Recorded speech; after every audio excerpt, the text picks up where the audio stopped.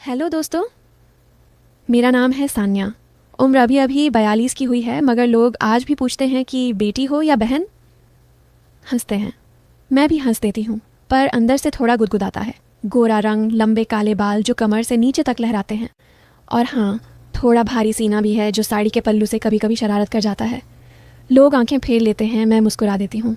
शादी को 23 साल हो गए। एक बेटी है 22 साल की, नाम रखा है मिष्टी। पति दिल्ली में जॉब करते हैं, हफ्ते में एक बार आते हैं। घर में और मिष्टी, और हाँ, मेरा दामाद।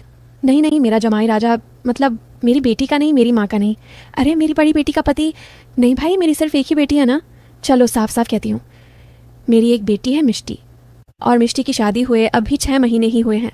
उसका पति, मेरा दामाद, नाम है आरव।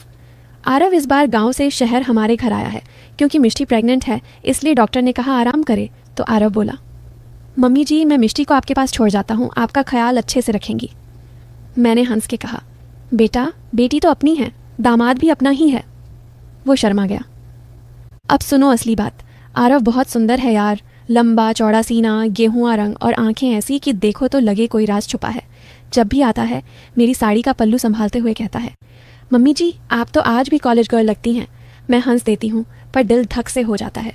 मिष्टी हंसती है, मम्मी आप भी ना, पापा होते तो जल जाते। मैं चुप हो जाती हूँ। पापा तो गए ही 4 साल हो गए। अब कहानी शुरू करते हैं। वो दिन था मंगलवार का। मिष्टी सुबह सुबह उल्टी करने लगी। मैंने कहा, बेटू तू लेट जा, मैं आरव को चाय देती हूँ। आरव बिस्तर पर लेटा था, सिर्फ बनियान और लोअर में। मैं चाय का कप लेकर कमरे में गई। दरवाज़ा खुला था। मैंने आवाज़ दी, आरव बेटा, चाय। वो पलटा। बनियान ऊपर तक चढ़ी हुई थी, पेट पर हल्के हल्के बाल। मैंने नज़रें नीचे की। उसने जल्दी से बनियान ठीक की और उठकर बैठ गया। मैंने ट्रे रखी, कप उसके हाथ में दिया। उंगलियां छू गई मेरी। दोनों एकदम चुप। मैं बोली, गरम है, संभाल के। वो बोला, मम्मी जी आप भी ना, इतना ख्याल। मैं मुस्कुराई और बाहर निकल आई, पर दिल जोर जोर धड़क रहा था। फिर शाम को मिष्टी सो गई थी। मैं किचन में बर्तन धो रही थी। आरव आया, बोला, मम्मी जी मैं मदद करूं? मैंने कहा, नहीं बेटा तू बैठ। वो पीछे से आया, मेरे कंधे पर हाथ रखा, बोला, आप थक गई होंगी, मैं मालिश कर दूं? मेरे रोंगटे खड़े हो गए। मैंने हंस के कहा, अरे पागल, दामाद मालिश करेगा सास की। वो बोला, क्यों नहीं, आप तो मेरी दूसरी माँ ही हो। मैं चुप हो गई। उसने हल्के से कंधे दबाने शुरू किए। उसकी उंगलियां गर्म थीं। मैं आंखें बंद करके खड़ी रही। 2 मिनट बाद मैंने खुद को संभाला, बोली, बस बेटा अब ठीक है।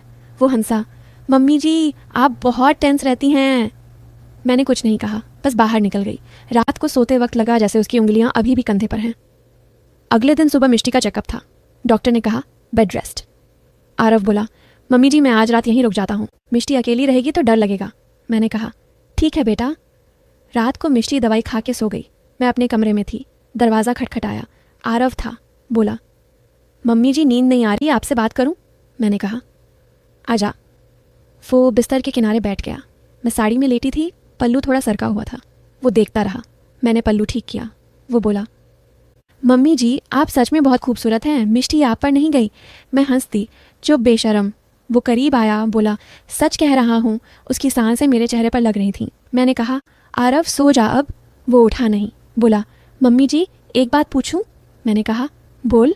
वो बोला, क्या आपको कभी लगा कि जीवन में कुछ अधूरा रह गया? मैं चुप हो गई। बोली, हर औरत को लगता है बेटा। वो मेरे हाथ पर अपना हाथ रख दिया। मैंने हाथ नहीं हटाया। फिर कई दिन ऐसे ही बीते। कभी मेरे बालों में उंगलियां फेरता, कभी मेरी कमर पकड़ के कहता, मम्मी जी आपकी कमर अभी भी जवान है। मैं हंस देती, पर अंदर से कांप जाती। मिष्टी कुछ नहीं समझती थी। उसे लगता था उसका पति उसकी माँ से बहुत प्यार करता है। एक दिन रात को 12 बजे मैं किचन में पानी पीने गई। आरव वहाँ था। अंधेरा था, सिर्फ फ्रिज की लाइट। वो मेरे पीछे आया, पीठ से सटा, बोला, मम्मी जी। मैं डर गई, पर हिली नहीं। उसने मेरी कमर में हाथ डाला। मैंने धीरे से कहा, आरव ये गलत है। वो बोला, बस एक बार, कोई नहीं जानता भी नहीं। मैंने उसका हाथ हटाया और कमरे में भाग आई। रात भर सो नहीं पाई। सुबह मैंने फैसला किया, आज बात खत्म करूंगी। मैंने आरव को बुलाया, बोली, बेटा तू आज शाम को चला जा, मिष्टी ठीक है अब। वो चौंका, बोला, मम्मी जी मैंने कुछ गलत किया? मैंने कहा, नहीं बस तुझे अपने घर जाना चाहिए। वो चुप हो गया। शाम को सामान पैक किया। जाते वक्त दरवाजे पर रुका, बोला, मम्मी जी मैं आपसे बहुत प्यार करता हूँ, शायद गलत तरीके से। मैं कोशिश करूँगा सुधरने की। मैं रो पड़ी। उसने मुझे गले लगाया, सिर्फ 2 सेकंड का, फिर चला गया। 2 महीने बाद मिष्टी को बेटा हुआ। मैं अस्पताल गई। आरव ने बच्चे को गोद में लिया और मेरे पैर छुए, बोला, मम्मी जी धन्यवाद, आपने मुझे सही रास्ता दिखाया। मैं मुस्कुराई। और अब असली ट्विस्ट सुनो। जब मैं घर लौटी तो मेरे फ़ोन में एक मैसेज आया था। नंबर अननोन था।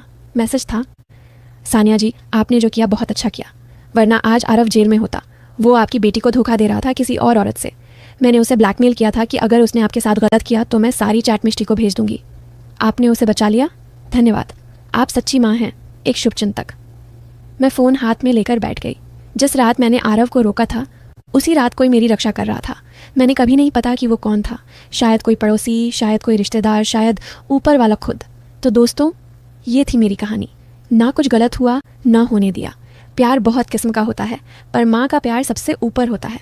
अगर आपको कहानी अच्छी लगी हो तो प्लीज़ चैनल को सब्सक्राइब कर दो, लाइक कर दो, घंटी दबा दो ताकि अगली कहानी सबसे पहले आपको मिले। मिलते हैं अगली कहानी में। तब तक के लिए अलविदा।